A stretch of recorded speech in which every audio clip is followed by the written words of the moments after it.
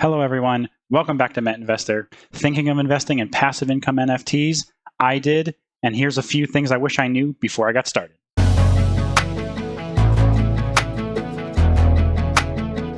Now, I'm sure a lot of you, like me, got wrapped up in the early days of like the cyberkongs where they were making like $1,400 a day or something ridiculous for holding their NFT. So that means obviously every NFT that produces their own native token is going to pay you out that much, right? Wrong.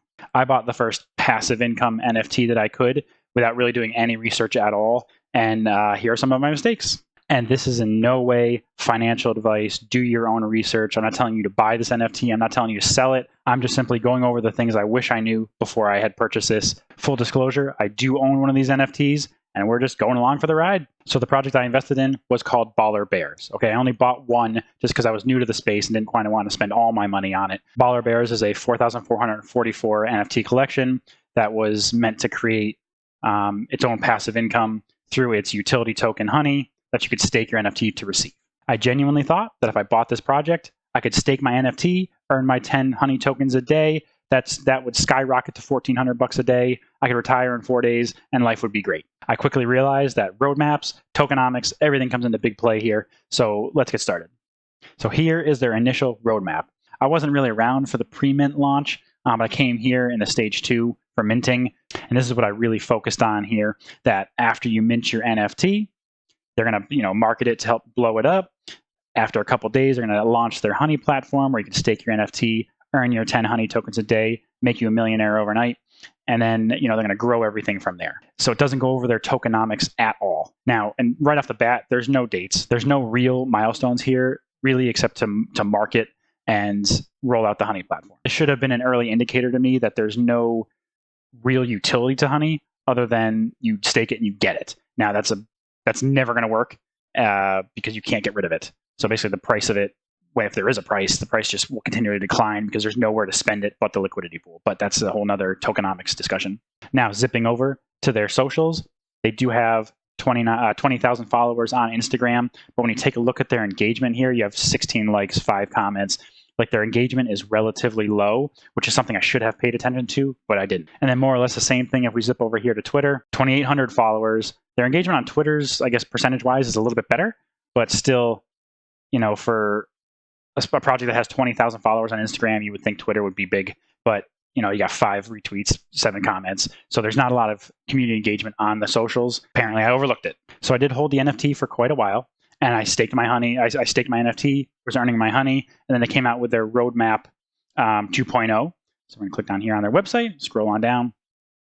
Now, the next thing they did, rather than market any reason to actually use Honey, what they did was they created more collections. So they released their honorary bears, and now what they're going to do is release the 3D bear, or they've changed that from a bear to something else now. But they're going to release another collection, followed by using your Honey to redeem Honey bear cubs. So now that I know a little bit about tokenomics, I can see here that there's actually really no utility whatsoever to their native token. And now on top of that, they're adding more collections. So I really just see all 4 collections losing value. On top of that, the Honey token, which you can't actually use for anything right now except bear cubs, means that this project doesn't really have any utility from what I'm seeing. And if we take a look at the price of Honey, we can see exactly what's happening. So we're going to go over here to the price chart for Honey. Now, as you can see, the initial launch, right, when they fed the liquidity pool, people were pumped. And then eventually people realized they had some Honey here. Let's take some profits.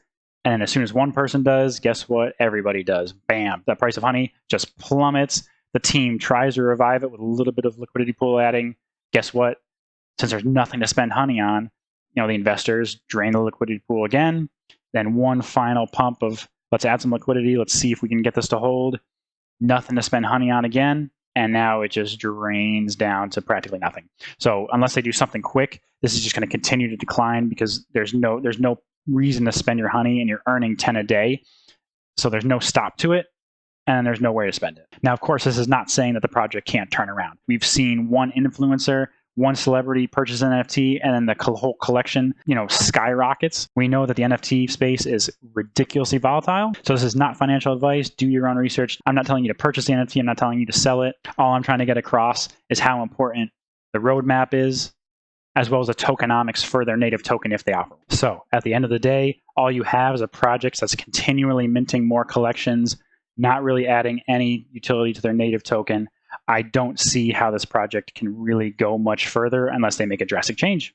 So the mistakes I made here were really not paying attention to the roadmap, not paying attention at all to their social engagement, and really not paying attention to how tokenomics actually work. And if the tokenomics of the project are really clear, to me, that generally will dictate how a project does. If you are purchasing a project that is going to utilize a native token.